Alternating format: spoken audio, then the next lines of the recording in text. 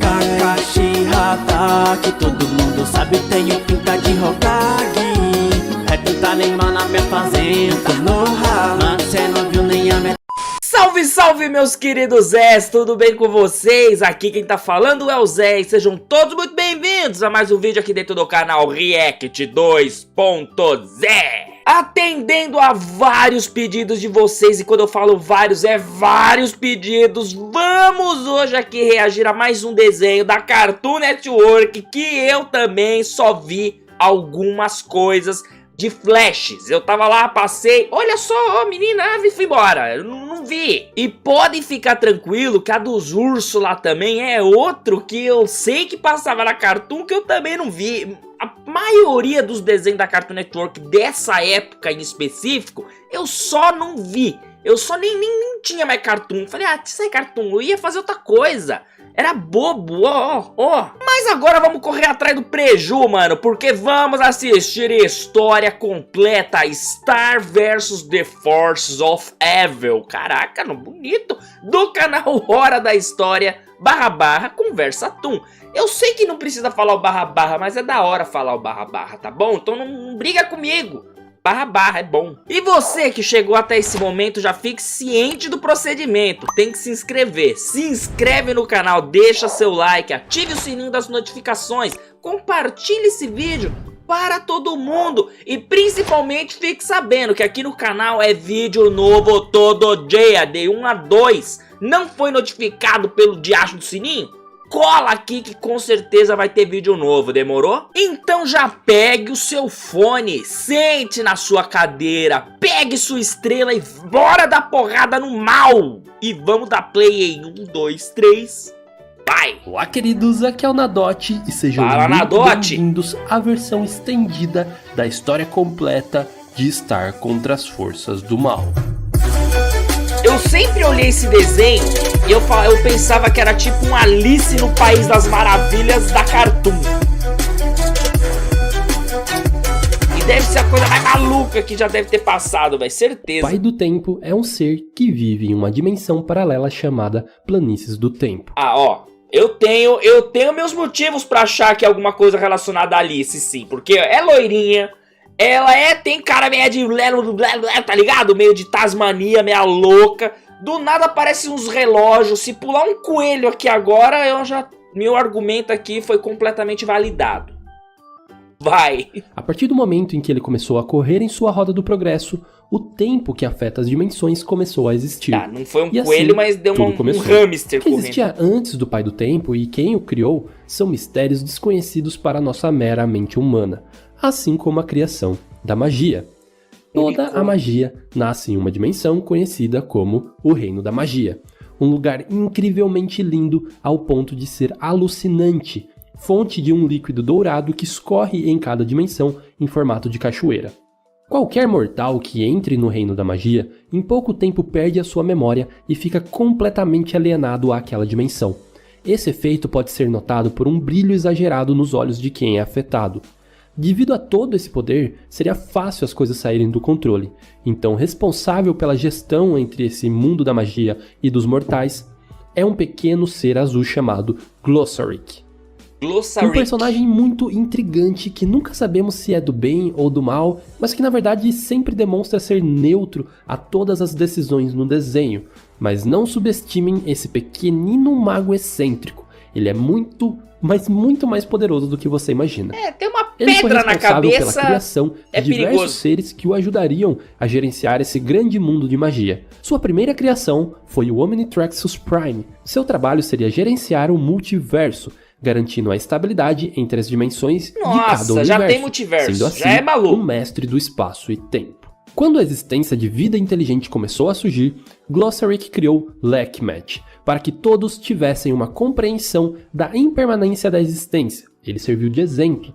Lakmat possuía poderes de cura/restauração e cada vez que ele usa o seu poder, sua vida se esgota um pouco mais. Nesse mesmo tempo, Glossaryck fundou o Alto Conselho de Magia, grupo formado inicialmente por ele, Lakmat e Omnitraxus Prime, onde eles monitoravam todas as atividades mágicas do multiverso. Com o tempo, a necessidade de seres transitarem entre as dimensões começou a ficar mais recorrente. Então, para isso, Glossaryck criou o conceito das tesouras dimensionais. Com uma dessas, você pode acessar basicamente qualquer dimensão existente. A responsável pela criação das tesouras é a Hiccup. E para conseguir uma delas, é necessário passar por um teste incrivelmente difícil e às vezes bem demorado. Perto dessa época, ele também criou o Róbulos, o músculo do Alto Conselho. Ele pode congelar seres com os seus poderes de cristais e é o único que entende as palavras do Lakmat. Mas tirando isso, ele não parece ter grandes propósitos, além de ser meio babaca mesmo. Provavelmente pelo poço que liga as dimensões no reino da magia, um grupo de humanos com aparência de peregrinos chegam em um barco coberto de líquido dourado em uma terra que futuramente seria Mjolnir. Eles não sabem quem são e nem onde estão. Glossaryck então explica uma breve história de Mjolnir e coloca um bebê unicórnio dentro do chocalho da meteora, criando a primeira varinha e nomeando aleatoriamente quem se tornaria a primeira rainha de Mjolnir. Uma tempestade então está por vir e Glossaryck fala para eles se protegerem ao lado de um toco de árvore.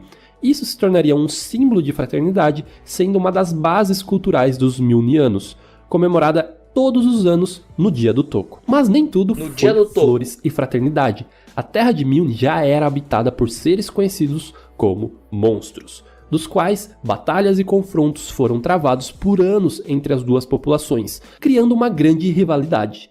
Existem, é claro, diferentes histórias e pontos de vistas do que aconteceu, tanto na perspectiva dos humanos quanto na dos monstros. A Rainha Moon diz que a magia foi usada para transformar cidadãos fracos em grandes guerreiros, e após anos de batalhas, metade da população dos monstros foi massacrada e os Mjolnirianos ganharam essa guerra sem sentido. Bom, mais ou menos. Eles continuaram lutando contra a resistência dos monstros por pelo menos ali uns 800 anos. Em algum momento, uma rainha construiu o Santuário da Magia, local secreto construído ao redor daquele local onde os primeiros Mjolnirianos chegaram, onde costumava ser uma área de grande vazamento de líquido mágico habitado por crocodilos, que se tornaria também local de refúgio para a família real em momentos críticos. E por muito tempo, as rainhas achavam que aquele lugar foi descoberto pela primeira rainha de Mjolnir, mas na verdade foi literalmente construído por uma delas. O reino da família Butterfly se tornaria a capital e literalmente o centro de Mjolnir, mas vários outros reinos menores também se desenvolveram ao redor. Mas em algum momento, os Lucitors, ancestrais do Tom, colocaria metade da população de Mjolnir no submundo, causando uma grande má reputação para o reinado Butterfly e a sua linhagem. A população que restou acusava o reino como incompetente e vergonhoso. É uma pena, mas nós não sabemos muito sobre as primeiras 26 rainhas de Mjolnir, pois toda a sua história foi registrada, tanto no livro de feitiços quanto na tapeçaria no castelo Butterfly, e ambos simplesmente foram queimados por fogo de dragão durante a era da rainha Lyric, que deixou o seu legado de rainha para viver uma vida de férias total quando a sua filha Skywayne tinha apenas 17 anos. Apesar da péssima mãe que ela teve, a Skywayne era simplesmente genial. Começou a reescrever um novo livro de feitiços e reconstruiu um novo castelo usando o feitiço de repetição de tempo, fazendo 5 anos se passar em apenas um dia físico. O novo castelo era muito maior e mais complexo, sendo o anterior feito basicamente de madeira, parcialmente do próprio toco. Então, naturalmente era mais suscetível às chamas. Skywayne sustentava seu povo conjurando comida, o que tornou eles em pessoas gordas e preguiçosas. Então ela resolve acabar com isso, cercando e protegendo o reino dos monstros e ensinando seu povo a agricultura. A partir disso, o número da população dobrou, inevitavelmente fazendo eles terem que invadirem o território dos monstros. Então, os Mjolnirianos voltam a aprender a lutar para conseguir conquistar mais territórios. Então, a rainha Lyric tinha um filho, o Justin o Incalculável. Ele era aficionado por matemática e planejava um grande futuro próspero para Mjolnir em seu reinado. Mas tudo isso mudou quando nasce a sua irmã mais nova, Solaria. Afinal, as mulheres são prioridade ao assumir o reinado. Desculpe, Justin, mas o futuro é feminino. E nesse meio tempo, só para pontuar aqui, Glossaryck transforma as mãos do Róbulos em cobras usando o feitiço Relatio Demonius Infestica. Provavelmente para ele aprender alguma lição, que eu acho que ele não aprendeu até agora. Então, a Solária em algum momento assumiu o trono e ela tinha uma personalidade extremamente agressiva que refletiu no seu reinado travado por diversas batalhas contra os monstros. Ela acreditava que as rainhas antigas eram fracas por não resolver propriamente esse problema. Afinal, a intenção era a expansão do reino de Mjolnir e os monstros naturalmente defendiam as terras que já eram deles antigamente. Assim, a solução para ela era a guerra, não se importando se fosse necessário a aniquilação dos monstros. Na verdade, esse era meio que seu objetivo. E para conseguir isso, ela descobre a existência de um feitiço antigo com alto poder de aniquilação, mas que não está mais disponível pois o livro antigo foi queimado. Então ela estuda por meio de vários outros livros antigos e assim ela junta 3 feitiços diferentes de antigas rainhas para resultar em um novo capaz de transformar qualquer pessoa em um guerreiro super-humano. Um guerreiro que ganharia uma sobreforça e não seria mais capaz de sentir nenhum medo ou peso na consciência. Cada um deles ganhou então uma espada flamejante altamente letal contra os monstros, uma réplica das chamas de sua própria varinha. Na primeira chamada que ela fez a seu povo para recrutar voluntários a se transformarem nesses guerreiros, todo mundo achou ela meio que louca, né? Afinal, ela realmente era. A cara de louca já diz tudo. Uma vendedora de trapos chamada Mina aceitou o seu pedido, Seus pois ela cabelos acreditava na verdade cara. da sua rainha. E é absurdo ver a transformação física e mental que ela teve depois desse feitiço. Mina então se torna a líder do futuro exército de guerreiros igual a ela, e na verdade ela é a única que sobrevive e aguenta toda essa loucura e poder que aquele feitiço causava. Filha de Solária, Eclipsa, crescia enquanto essas grandes guerras eram travadas, e ela ironicamente se apaixonou por um monstro. Mas não por um monstro qualquer, mas sim o líder deles, Globgorn. Exatamente ao contrário da sua mãe, ela conseguiu ver a beleza e o lado positivo daqueles seres tão julgados pelos humanos. Ela sempre foi muito esperta e conseguia sair durante a noite do castelo e só voltava para comer. Nessas escapadas, ela se encontrava com Globgorn. Nisso, um relacionamento foi surgindo, eles começaram a namorar e mais tarde até tiveram uma filha juntos. Nos diversos ataques e contra-ataques entre Mjolnirianos e monstros, a Solária vê a Eclipsa com o Globgorn e ela pensa na hora que ele está sequestrando a sua filha, mas na verdade o que estava acontecendo não era nada disso.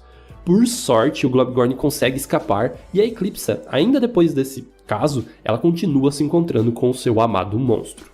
O destino da Solária foi no campo de batalha. Caraca. Com esse espírito de guerra, ela mesmo caiu em uma emboscada dos monstros e acabou sendo assassinada, deixando agora o reino para sua filha, que era exatamente o oposto dela. E apesar do amor entre os dois, entre a Eclipsa e o Globgorn, Mjolnirianos e monstros ainda continuavam se odiando e querendo batalhar. Eclipsa tenta melhorar as coisas, isso vai ter uma reviravolta com o conselho e tentando estabelecer alguma trégua, enquanto Globgorn tenta convencer a rebelião dos monstros que continuar lutando não era mais necessário. Mas não é bem assim que as coisas funcionam. Nossa, pausa aqui. Nossa, até bati a mão no microfone. Isso aí, essa tretinha tá me lembrando muito. Não sei se você já viu. Ah, com certeza. Quem não viu, pelo amor de Deus. Rei Leão 2, tá ligado?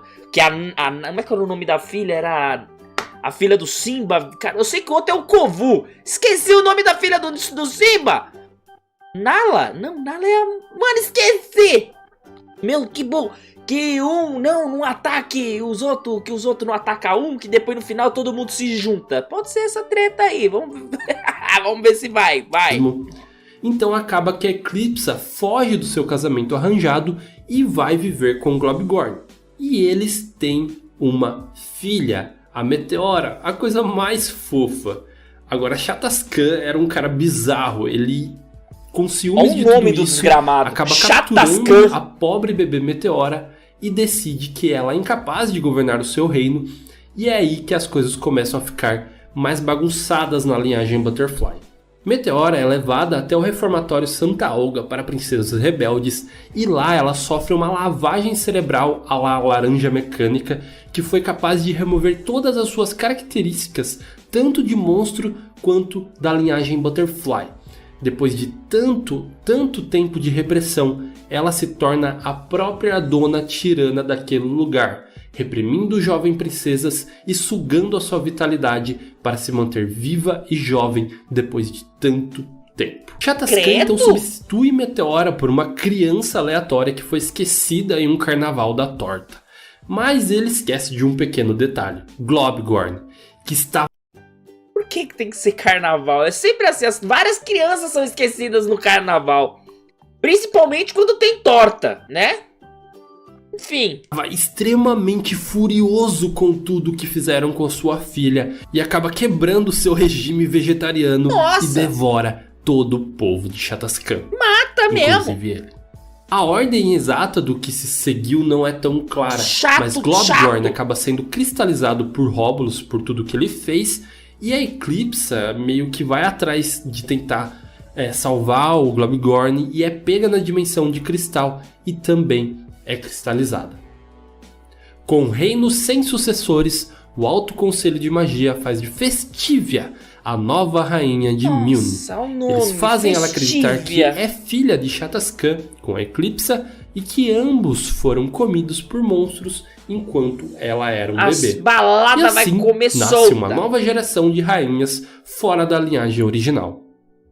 Quando Festivia toma conta do trono, os monstros voltam a atacar vilas de humanos, começando assim uma nova guerra. E para resolver isso, ela dá toda a responsabilidade dessa batalha para os guerreiros solarianos e abriga todos os cidadãos ao redor do seu castelo e simplesmente dá uma festa que se estende por todos os 5 anos. Como eu descobri isso? Mano, genial, os nomes são as melhores coisas. Só isso que eu tenho a dizer. Cartoon, você é maravilhosa nesse quesito aqui. Você vacila algumas vezes, mas outras vezes você é top. Vai. Que essa batalha foi travada. Agora você entende porque o nome dela é Festivia, não é mesmo? E todo esse tempo, os guerreiros solarianos foram quase extintos por meio que não aguentar o seu poder, ou então no próprio campo de batalha, exceto pela Mina Loveberry, que está com a saúde mental visivelmente afetada, mas pelo menos ela está viva. Crescenta Butterfly seria a próxima rainha de Milne. A partir do momento que sua irmã mais velha, Dirhinia Butterfly, foi considerada imprópria para governar o reino. Crescenta era extremamente diplomática e tinha boas intenções de melhorar a vida do seu povo. Enquanto Seth, um líder guerreiro, estava ganhando muito apoio e popularidade entre os monstros, Crescenta decide fazer algo nunca visto, uma eleição em forma de aliança para eleger um rei e uma rainha para os monstros, com o objetivo de unificar e trazer paz aos dois reinos. Para isso, ela apoia fortemente Sudo e Pemavarius nessa candidatura, basicamente subornando a eleição dos dois, que foi ganha por muito pouquinho mesmo. E assim o Castelo Avarius é construído junto com uma pseudo-paz entre os Milnianos e os monstros. Em uma versão fantástica da Caravana Donner, no desenho conhecido como Caravana Bonner, milhares de famílias americanas se moveram para o oeste e se estabeleceram em uma terra conhecida como Nature's Landfield, ou apenas Echo Creek. Mas assim como os Milnianos e os monstros, aquela terra já estava ocupada por gambás furiosos. Sério, olha a cara desse gambá. Eu preferiria enfrentar um monstro do que ele. Mas então os Bonners venceram a guerra de 26 dias e para comemorar construíram a Echo Creek Academy sobre seu campo de vitória. A sucessora de Crescenta foi Hina, que teve pouco envolvimento em todas as políticas e procedimentos reais, muitos dos quais foram supervisionados ou totalmente administrados pela sua mãe. Quando se tornou adulta, teve que se casar com Joe Roachley, devido a um contrato real de casamento. E ele ainda era primo em segundo grau da família Lucitor, então já sabem, a loirinha não até tendo agora não nenhum apareceu, sentimento romântico pelo demônio, Hina simplesmente lança um feitiço para ela se apaixonar por ele. Então os dois se casam e mais tarde Hina engravida de sua filha Selena. As seguintes rainhas, Selena e Estrela, não tiveram grandes marcos em seus reinados. Não tem eram coelho, muito mas o que a pacíficas galera para isso. copula, A Selena era muito tímida, ao ponto de pedir desculpas ao esbarrar em um objeto inanimado. E a Estrela mal escrevia no livro de feitiço porque passava o tempo todo desenhando e pintando as belezas de Milne. Mas isso seria diferente com a filha da Estrela, Cometa Butterfly, que foi a primeira princesa de Milne a se casar e dar à luz a um bebê antes mesmo de herdar a varinha mágica real. Pois antes da cerimônia de passagem da varinha, Cometa passou algum tempo viajando através das dimensões em busca de aventura. Durante suas viagens impulsivas, ela se casou com um famoso chefe chamado Laszlo Marmalade. Teve uma filha chamada Moon e se divorciou de Laszlo antes mesmo de retornar a Milne. Depois de herdar o trono de Milne, de sua mãe Estrela, o primeiro ato da Cometa como rainha foi realizar um banquete em homenagem ao rei dos monstros, Arquiduque Betwin. Esse ato notável faria grandes avanços no preenchimento da lacuna entre os Milnianos e os monstros, para grande desgosto do Alto Conselho de Magia e das facções rebeldes de monstros. Algum tempo depois, no entanto, no meio de um evento político de uma suposta paz e trégua com os monstros, um dos generais de Betwin, chamado Toph, se rebela e assassina a Cometa friamente, iniciando a volta da guerra e a posse imediata da princesa Moon ao trono. Sem ideia nenhuma de como proceder com a situação dos monstros e cheia de rancor e mágoa de Toph, que assassinou sua mãe, Moon decide falar com quem mais aparentemente sabe sobre seu inimigo, a Eclipsa. Ela pede para Romulus descongelá-la pela metade para elas poderem conversar. Então, Moon fecha um acordo com a Eclipsa e ela transfere um dos seus feitiços poderosos em troca da sua liberdade caso ela consiga matar o Toph com ele. Porém, no momento da batalha, ela erra de propósito o feitiço com medo da Eclipsa ser liberta e apenas queima o dedo do Toph. O dano do feitiço tira as suas capacidades de regeneração, que é o suficiente para ele e seu exército recuarem com medo, pelo menos por enquanto. Ela continua lutando contra a ameaça dos monstros até o momento que um novo acordo é estabelecido junto com uma nova trégua. Mas enquanto isso, no lustre do castelo Avarius, toda a família decide fazer uma viagem de férias e deixa para trás o pequeno e excluído Lulu, que invade o castelo com sua gangue de monstros e troca todas as fechaduras, expulsando assim a sua própria família do seu castelo. Ludo então se dedica de forma doentio a conseguir roubar a varinha da família Butterfly. Moon então está crescendo e se apaixona por River Johansson. E se casa gordinho! Com ele, caramba, tá vendo, velho? Nós ainda tem chance. Ó lá, grande. Como é que é o nome do cara? Pera aí, vou até voltar um pouquinho. Pera aí, vamos dar... Apaixona por River Johansson. Nossa, vai River! Se casa com ele futuramente. Finalmente um casamento sem tratos e testamentos de família. E desse casamento nasce a nossa querida, impulsiva, amada e sensata, às vezes, Star Butterfly. E no mesmo ano, na Terra, nasce o maior lutador de karatê do multiverso, Marco Diaz, nascido de Rafael e Andy Diaz. E assim começa a história principal do nosso desenho. Depois de 20 minutos, a filha da mãe da Star apareceu. Cara, aí tá vendo? Agora o coelho aparece. Agora é certeza que o coelho aparece. Vai. Bom, como eu posso dizer, a Star era uma criança um pouco indomável.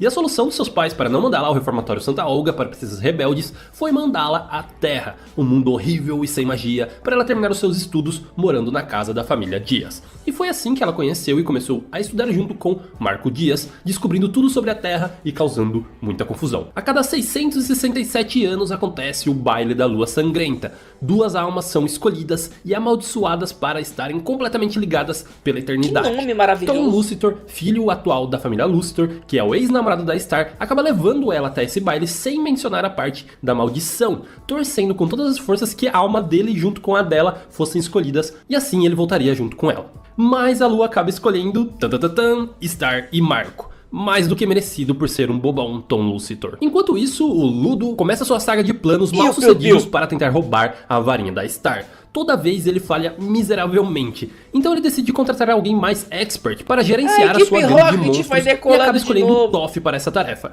basicamente um coach de vilões. Enquanto isso, nas planícies do tempo, o Pai do Tempo está com uma ótima forma correndo lá pela eternidade, até que a Star congela acidentalmente o tempo com a sua varinha, e para resolver isso, ela deve convencer o Pai do Tempo a voltar a andar na sua roda para o tempo correr novamente. Mas a vida parece demasiadamente melhor fora da sua roda. Afinal, há um mundo todo de possibilidades que ele nunca tinha visto antes. A solução final que ele encontrou foi transformar a sua roda em uma espécie de charrete puxada por hamsters.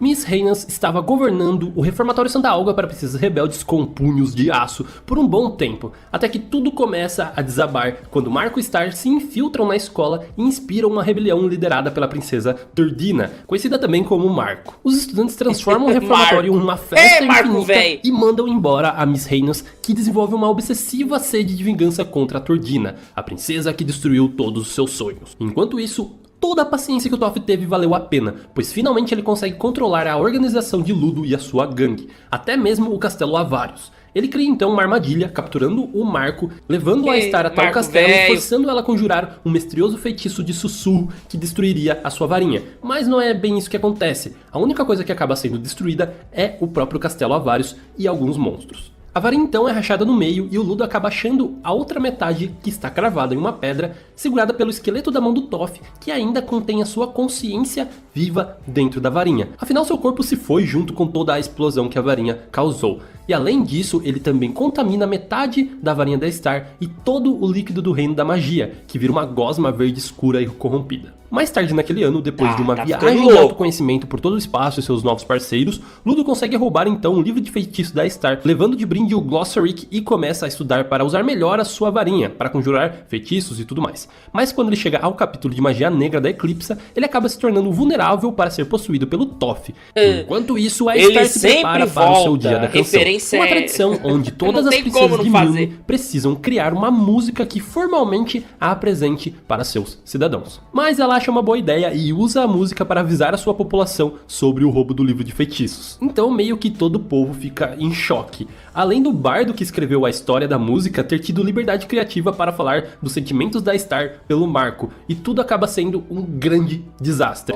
E essa história de amor mal resolvido entre os dois acaba criando um clima estranho até, sei lá, no último episódio da série. Quando então Toph consegue tomar controle total do Ludo, a sua primeira ação foi lidar com o Alto Conselho de Magia. Em uma batalha épica e triste, Lakmat se sacrifica pelos seus amigos e para se certificar que a Moon continuasse viva. Ludo então, completamente por sua força de vontade, acaba queimando o livro de feitiços, não destruindo a existência do Glossaric, mas aparentemente causando danos à sua mente. Afinal, a única coisa que ele fala depois disso é Clubcore. Depois disso, a voz do Toph na varinha convence o Ludo a tomar posse do Castelo Butterfly, mas o seu reinado é curto. Resumindo a história, Moon consegue o dedo do Toph de volta e Star repurifica o até então corrompido reino da magia e basicamente derrete o Toph com seu poder. E o Ludo só para certificar. Pera aí, ô Toph, vem cá, vai. Isso, voltou a vida aí, campeão. Agora, tchau! Prá! E derrete ele de novo, tá bom. Malvada, né, velho? Que o Toph realmente foi derrotado, acaba derrubando o pilar gigantesco em cima dele. Agora mas lembra daquele morreu. trato que a Moon teve com a Eclipsa, de que se ela derrotasse o Toph, ela seria liberta? Então, agora o Toph foi derrotado e finalmente a Eclipsa foi liberta de sua prisão. O Alto Conselho de Magia imediatamente a declara como mal e perigosa e a prende, mas Star tenta dar uma chance pra ela e elas dão umas voltinhas lá pelo castelo e trocam algumas ideias. Enquanto isso, Miss Reynos continua tentando retomar sem sucesso Santa Olga e se vingar da sua arqui-inimiga Turdina, que faz ela ir até uma festa que a Star estava organizando entre adolescentes monstros e não monstros, com o objetivo de promover a amistosidade entre eles. Que estava dando tudo certo, tudo muito bem, até que Mina Loveberry captura todos os monstros convidados envolvidos. Então Reynos acaba encontrando o berço que aparentemente pertencia a ela em sua infância esquecida, e Mina revela que a sua verdadeira identidade é Meteora, a filha da Eclipsa com o Globgorn. Mas antes das coisas ficarem mais apimentadas, o Alto Conselho de Magia intervém e Reinos aos poucos começa a despertar o seu lado monstro e toda a sua real natureza. Enquanto se preparam para o seu julgamento, Moon e Eclipsa descobrem que Meteora, também conhecida como Reinos, foi completamente apagada, ou melhor, cortada dos livros de história e substituída por uma tal de Festivia. Então Moon, Star e Eclipsa armam um julgamento dramático usando a Caixa da Verdade e forçando o Alto Conselho de Magia a admitir a sua passagem de pano em toda essa história real. Ou eles faziam isso, ou então, sabe, morreriam esmagados. E funciona, toda a história é mostrada. Mas ao mesmo tempo, a Star e a Moon se tocam de que elas genuinamente não fazem parte da linhagem Butterfly. E enquanto isso, Reinos está passando por um turbilhão de emoções por saber do seu passado como Meteora. E sabendo que o trono é seu por direito, ela acaba destruindo Santa Olga usando o chifre da Ponyhead e continuamente crescendo sua aparência de monstro. Literalmente crescendo. Além também de descobrir que ela pode soltar laser pelos olhos e drenar a energia vital dos seres, transformando eles em balões? Ok. As coisas saem totalmente do controle e quando Moon tenta impedir a Meteora de ficar sugando almas por aí, a Eclipsa intervém, fazendo sem querer a Moon ser atingida e ir a um portal misterioso que na verdade leva para o reino da magia. Sem saber o seu paradeiro, ela considera que a Moon está morta ou algo do tipo e a Star inesperadamente torna-se rainha. A Star vai em busca da sua mãe, então, até o Reino da Magia. Mas, como vocês sabem, aquele lugar é meio perigoso e deixa todo mundo meio bobão sem lembrar de nada. E as duas acabam sendo influenciadas por isso. E desde que a Moon usou a magia negra, ela meio que tá infectando o líquido mágico. Mas só um pouquinho. E quando elas realmente conseguem voltar, a Star vai para Milne e a Moon continua desaparecida. A Star vê então que a Meteora simplesmente tacou fogo no Reino Butterfly, destruiu seu castelo e sugou a alma de todo mundo.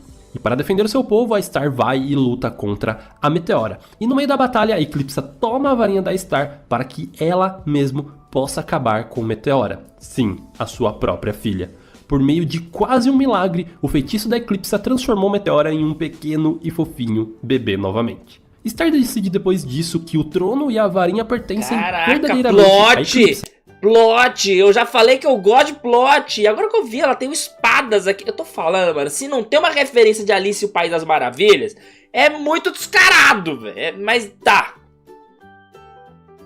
Vai. Que muda as funções reais. Eu não vi a bochecha da Star. Será que onde está congelado o seu marido. É Horus? A partir disso, ela imediatamente integra a sociedade de Milnianos e monstros. O que meio que os Milnianos não gostam muito da ideia. Na verdade, elas odeiam. Todo mundo odeia a Eclipsa nesse momento. Star, River e Marco se dedicam então a encontrar a Moon e depois de muita procura eles encontram ela fazendo tortas. Horus é Star aquela então ali. opta a continuar ajudando a Eclipsa no castelo, com o reinado e tudo mais, enquanto seus pais decidem ficar e viver uma vida mais simples como cidadãos comuns. E assim a Moon acaba encontrando muitos Milnianos descontentes cujas casas foram destruídas ou tomadas por monstros e antes que perceba ela acaba agindo como a defensora e líder do crescimento de uma nova cidade. Com o decorrer da série, fica cada vez mais angustiante e óbvio para todo mundo que Star e Marco têm sentimentos um pelo outro, mas não assumem. Então, o Tom revela que a lua de sangue era na verdade uma maldição e para resolver isso, ele leva eles até o submundo, a maldição é removida. O irmão do Ludo, Dennis, é tapeado por um barão rato espertinho e meio que perde toda a fortuna da família Varios, que é na verdade o seu castelo. E como o irmão mais velho, Ludo resolve tudo com suas próprias mãos e acaba com a Leptos e toma seu castelo de volta, reunindo novamente os seus irmãos que ajudam a reconstruir o castelo, que será a futura casa deles. Moon então descobre que uma assombração nas ruínas do seu antigo castelo não passa da Mina Loveberry protegendo seu legado para a família Butterfly e mantendo o castelo livre de saqueadores. Mas ela meio que também tá armando pra fazer uns esquema aí e conseguir matar a Eclipse, já que, né, ela está permitindo que os monstros sujos arruinem o seu belíssimo reino. Moon eventualmente concorda em trabalhar com a Mina para derrubar a Eclipsa, acreditando que ela estaria impedindo a Mina de fazer algo pior do que isso. Ela então reconstrói o exército de guerreiros solarianos com os cidadãos milnianos da mini-cidade. Moon também convence o Robolus para descristalizar o Globgorn durante a coroação da Eclipsa, assim ela estaria ocupada com outra coisa. Mas tudo acaba de uma maneira conturbadíssima, pois Globgorn sai correndo sem explicar nada, acreditando que isso protegeria a Eclipsa. O que, bom, não funcionou muito bem, tadinho, a Eclipsa foi pega do mesmo jeito. Mesmo o Robles tentando convencer que o Globgorn era um monstro maligno comedor de pessoas e ele era super perigoso, a Star consegue ver que ele é apenas um gigantão com um coração de melão tentando proteger a sua família. E ele é tão bom que ele consegue demonstrar publicamente ser o pai mais apaixonado bicho do mais mundo. feio! O povo Mas- aceita ele como seu novo rei. Então agora vamos pra parte que por mim não precisava ter acontecido no desenho. O fim da magia. Mesmo com todo o povo aceitando seu novo rei e inspirando a paz, o plano do Alto Conselho de Magia, Mina e Moon ainda não tinha acabado. Eles desligam a capacidade de conexão entre as dimensões com Mjolnir. Depois do exército da Mina atacar o Templo dos Monstros, Moon fecha um novo acordo com a Eclipsa que convence ela a devolver a sua varinha e o título de rainha. Yes, era isso que ela queria, não é mesmo? Então está tudo acabado e tudo resolvido. Bom, estaria se não fosse pela Mina, que ainda não está satisfeita Ô, e cabelo da simplesmente hora. ignora a Moon, declarando lealdade à Rainha Solária e continuando seu ataque da mesma forma, matando com as chamas das suas espadas os monstros e os seus simpatizantes. Ok, tudo está um caos. Então Star pensa na maneira mais genial de resolver isso e impedir toda a destruição de Mjolnir pelos guerreiros solarianos, no tempo. que é acabando com toda a magia. Assim eles não teriam mais poder e afinal é tudo culpa da magia que está dando tudo errado o tempo todo. Errei. A sociedade preconceituosa e conquistadora Mjolniriana não tem nada a ver com isso. É a magia o verdadeiro mal, né? Faz total sentido. E assim, Star, Moon, Eclipsa e até a bebê Meteora se reúnem no reino da magia e juntas conjuram um feitiço do sussurro, contaminando completamente o lugar, parando assim os guerreiros, mas também destruindo toda a magia e os seres compostas por ela, como o Glossaric e os membros do Alto Conselho de Magia. Perfeito, mas isso também significa que não seria mais possível viajar entre as dimensões, separando para sempre o Marco e a Star. Ô, Marco velho. Depois de uma cena emocionante, ambos voltam cada um para suas respectivas realidades antes do Reino da Magia ser completamente destruído. Quando eles voltam, um gigantesco e brilhante Pô, mas portal nem um aparece beijinho na tanto bochecha Terra vai quanto dar? em Mjolnir. Então começa uma cena emocionante dos dois protagonistas correndo com suas maiores forças até o portal e BUM! Simplesmente os dois mundos se mesclam. É isso mesmo, a nossa última cena é as duas realidades mescladas em um caos enquanto o Marco e a Star se encaram e finalmente podem ficar juntos. Plot!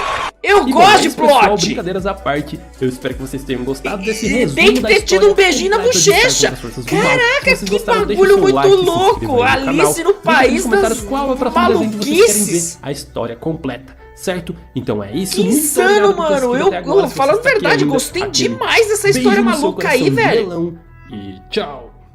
Nossa! Ô! Pra quem pediu pra eu estar vendo isso aqui, muito obrigado, sério mesmo. Vários plot e várias referências e Marco Velho e tem a mina, meus cabelos é da hora, mas não tem nada de corpo violão. Essa referência eu quero ver quem pegou. Se você chegou até o final, coloca aqui embaixo, para sempre Mamonas Assassinas, mano. É isso que eu quero que vocês digitem aqui, eu quero ver. Do nada, Mamonas Assassinas num vídeo de Star, mas... E eu sou desse jeito mesmo, sem padrão nenhum, tô nem aí. E muito obrigado pela presença de todos vocês, meus queridos Zés. E até o próximo vídeo, é nóis. Falou! Tô no estilo, tô no pique, tô no nível de Hokage, o brabo de Konoha. Olha a cara desse gambá. Eu preferiria enfrentar um monstro do que ele. Mas então os Boners venceram a guerra de 26 dias e para comemorar construíram a Echo Creek Academy sobre seu campo de vitória. A sucessora de Crescenta foi Hina, que teve pouco envolvimento em todas